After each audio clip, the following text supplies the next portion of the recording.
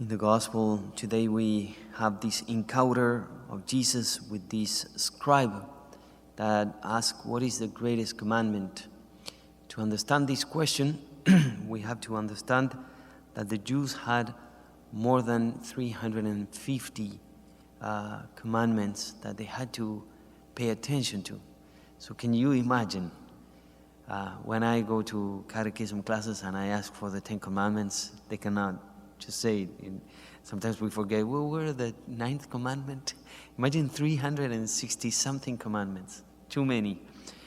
And it got to be very confusing, so that's why he asked, what is the greatest commandment? So Jesus says the greatest commandment is God and to love neighbor, and they both go together. But it's interesting that this scribe, his response is an echo back from what Jesus had already said.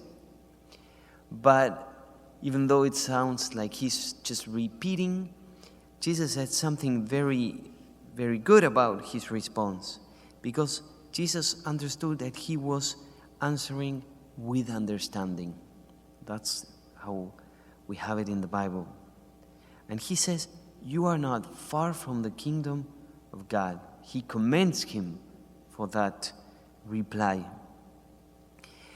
The Pharisee got it right. Love is better than sacrifice. The sacrifices in the temple, but also of our own personal sacrifices.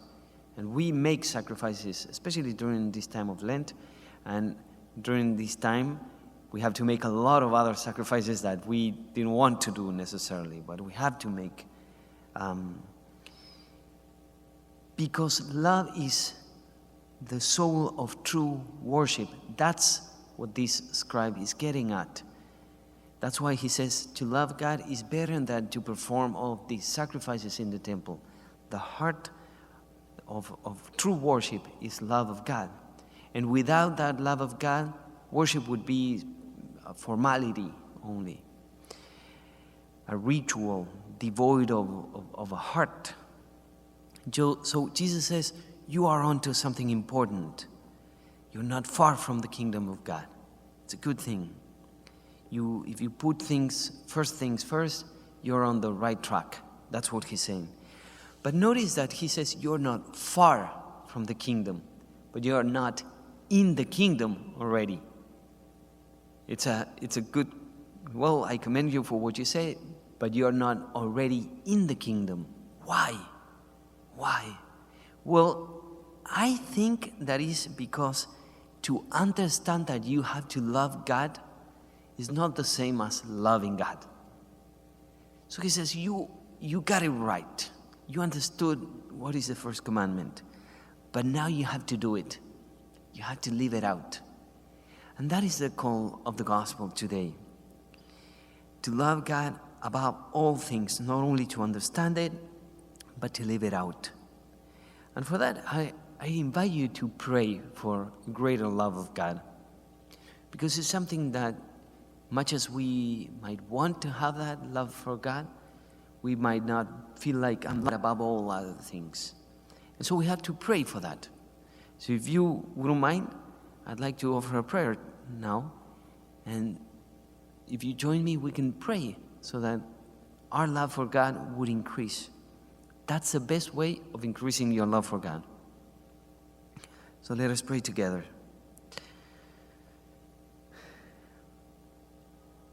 Lord, I love you and want to love you more. During this time, I'm deprived of many things, but I still have you. You are my treasure. You are the pearl of great price. Let me never be parted from you. Help me to love you faithfully, truly, to the fullest extent of my capacity. Help us not just to be close to the kingdom of God, but to enter into the kingdom of God. We know, Lord, that those who love you abide in you and live in your kingdom. Help us to love you above all things. during this time. Amen.